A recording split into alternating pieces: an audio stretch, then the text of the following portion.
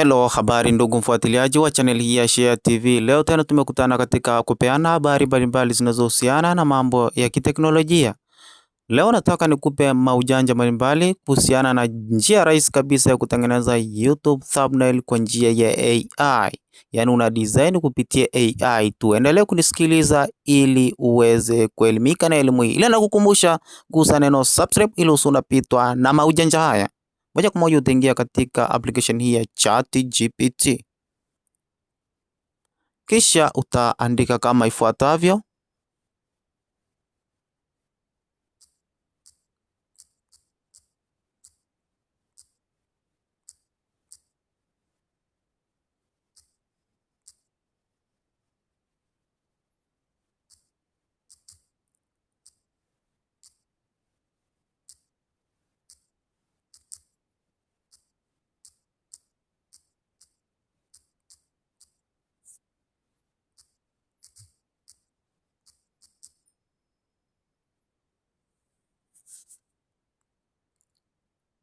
Bila shaka umeona jinsi mimi nilivyoandika hapo, kisha itaanza kuandika creating image. Kwa hiyo utasubiri kwa muda kidogo, kisha YouTube thumbnail yako itakuwa ipo tayari na utaanza kuibandika au kuiweka kwenye channel yako ya YouTube. Lakini unaweza kutumia application hii kufanyia mambo mbalimbali ikiwemo kudesign picha yoyote kwa kutumia AI tu. Yaani wewe unatumia maandishi tu. Lakini leo tupo na jinsi ya kutengeneza YouTube thumbnail.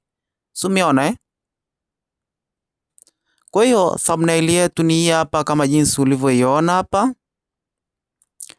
Kwa hiyo mpaka hapa, kisha utagusa sehemu iliyoelekea kamshale chini, yani utaidownload picha hii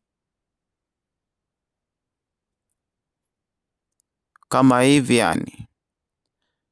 Yes, itakwambia image saved. Kwa hiyo mpaka hapo tayari usha save picha yako na utaenda kuiweka kwenye YouTube thumbnail yako. Lakini unaweza ukaedit picha hii pia. Kama unataka kuibadilisha unaweza kukaja hapo kwenye edit. Vile vile unaweza ukaibadilisha, ukaipunguza ikawa ukaja kwenye resize. Kama uhitaji unaweza ukairemove au kuiondoa. Kwa hiyo leo nilikuwa nakuelekeza njia rahisi kabisa ya kutengeneza YouTube thumbnail. Na thumbnail hizo huwa ni kali kwa sababu zina maandishi makubwa yanayoonekana vizuri, ambayo yanamfanya mtu aweze kuona vizuri na aweze kuklik video hiyo ambayo umeiweka hapo kwenye channel yako ya YouTube. Bila shaka umeelimika, gusa neno subscribe, tutakutana kwa wakati mwingine.